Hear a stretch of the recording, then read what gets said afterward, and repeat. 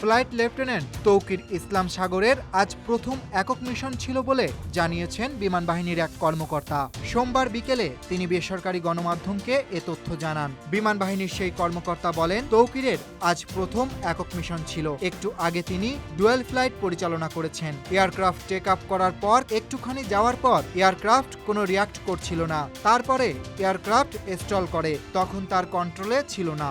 Mobile tower থেকে তাকে eject করতে বলা হচ্ছিল, কিন্তু এত লোয়ার ফ্লাইং হচ্ছিল যে ওই সময়ে ইজেক্ট করা আসলে পসিবলও ছিল না। তিনি চেষ্টা করেছিলেন যে অন্যভাবে কিছু করা যায় কিনা, কিন্তু দুর্ভাগ্য। তিনি আরও বলেন, ফ্লাইটটি দিয়াবাড়ির ফাঁকা স্থানে ফেলতে চেয়েছিলেন তৌকির ইসলাম। এজন্য বেশ কিছু সময় ধরে চেষ্টাও চালিয়েছেন, কিন্তু শেষ পর্যন্ত পারেননি। জেটটি বাউন্স করে মাইলস্টোন এলাকায় গিয়ে আছড়ে পড়ে।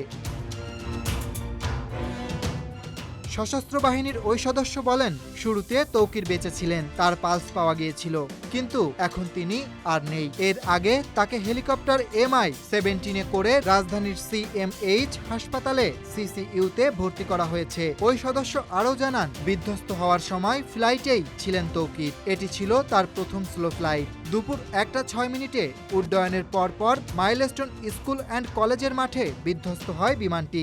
F-7 BGI মডেলের এই প্রশিক্ষণ বিমান বিধ্বস্ত হয়ে এখন পর্যন্ত 19 জনের মৃত্যুর খবর পাওয়া গেছে। 70 জনকে জাতীয় বার্ন ইউনিটে নেওয়া হয়েছে। খবর পেয়ে ইতোমধ্যে ঘটনাস্থলে কাজ করছে ফায়ার সার্ভিসের 9টি ইউনিট। সেই সঙ্গে উদ্ধার তৎপরতা ও আইন শৃঙ্খলা রক্ষায় যোগ দিয়েছে 2 প্লাটুন বিজিবি। দুপুর 1টা 22 মিনিটের দিকে ঘটনাস্থলে পৌঁছায় ফায়ার সার্ভিসের প্রথম ইউনিট। বর্তমানে উত্তরা, টঙ্গী, পল্লবী, কুর্মিটোলা, মিরপুর ও পূর্বাচল ফায়ার স্টেশনের 9টি ইউনিট কাজ করছে। Dhaka express desk report.